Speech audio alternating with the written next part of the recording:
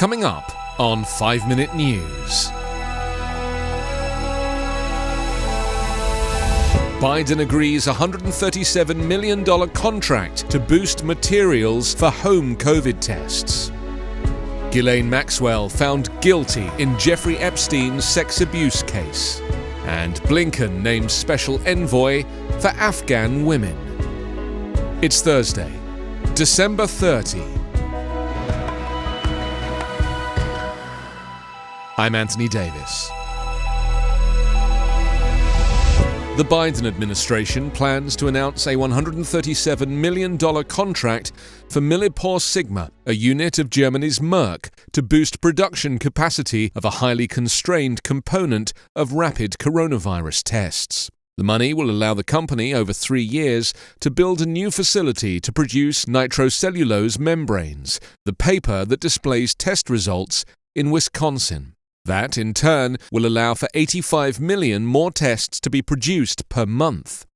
Millipore-Sigma is a supplier to major US COVID-19 antigen test manufacturers. The contract, which will be announced by the Department of Defense for the Department of Health and Human Services, is part of a bid by the Biden administration to ramp up production of scarce rapid COVID-19 tests, which has taken on more urgency as nations grapple with the highly infectious Omicron variant of the virus. More than a year after the vaccine was rolled out, new cases of COVID-19 in the US have soared to their highest level on record at over 265,000 per day on average, a surge driven largely by Omicron. New cases per day have more than doubled over the past 2 weeks. The picture is grim elsewhere around the world, especially in Europe, with the WHO chief saying he is worried about Omicron combining with the Delta variant to produce a tsunami of cases. That, he said, will put immense pressure on exhausted health workers and health systems on the brink of collapse. The British socialite Ghislaine Maxwell was convicted on Wednesday of luring teenage girls to be sexually abused by the American millionaire Jeffrey Epstein. The verdict capped a month-long trial featuring sordid accounts of the sexual exploitation of girls as young as 14, told by 4 women who described being abused as teens in the 1990s and early 2000s at Epstein's palatial homes in Florida, New York, and New Mexico. Jurors deliberated for 5 full days before finding Maxwell guilty of 5 of 6 counts, with the maximum prison term for each charge ranging from 5 to 40 years. Maxwell faces the likelihood of years behind bars, an outcome long sought by women who spent years fighting in civil courts to hold her accountable for her role in recruiting and grooming Epstein's teenage victims, and sometimes joining in with the sexual abuse.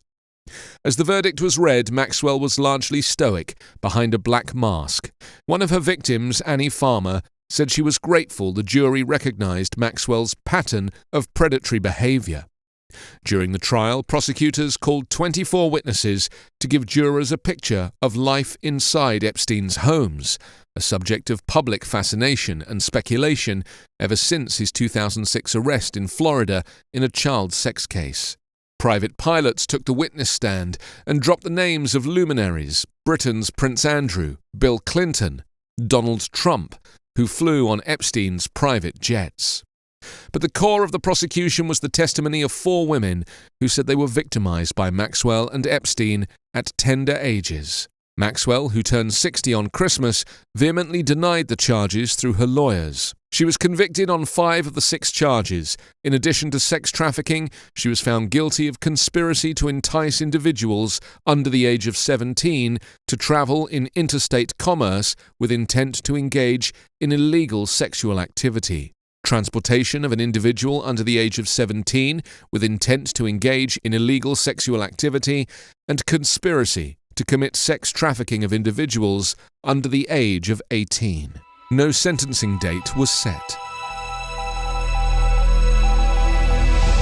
US Secretary of State Antony Blinken on Wednesday named Rina Amiri, a former US government advisor who criticized the chaotic withdrawal from Afghanistan, as a special envoy for Afghan women, girls, and human rights. Amari has spent 2 decades advising governments, the United Nations, and think tanks on Afghanistan-related issues. Under former President Barack Obama, she served as a senior advisor to the U.S. Special Representative for Afghanistan and Pakistan. Blinken named Stephanie Foster, a State Department veteran, as a new senior advisor for women and girls to U.S. operations to evacuate and resettle Afghans at risk of retaliation from the Taliban after it took over the country. The Taliban overran Afghanistan in August as the former Western-backed government collapsed and the last U.S. troops withdrew after 20 years of war. Since then, the Taliban have curbed the rights of women and girls, banning most of the former from working and most of the latter from attending schools, in what U.S. officials decry as backtracking by the Islamist extremists from assurances they would observe human rights. The United States and other governments have accused the Taliban of failing to establish an inclusive government, and they have expressed concerns over reports of summary executions and the disappearances of former Afghan security force members. You can subscribe to 5-Minute News on YouTube with your preferred podcast app. Ask your smart speaker or enable 5-Minute News as your Amazon Alexa flash briefing skill. Subscribe, rate and review online at 5minute.news. 5-Minute News is an Evergreen podcast covering politics, inequality, health and climate, delivering independent, unbiased and essential world news daily.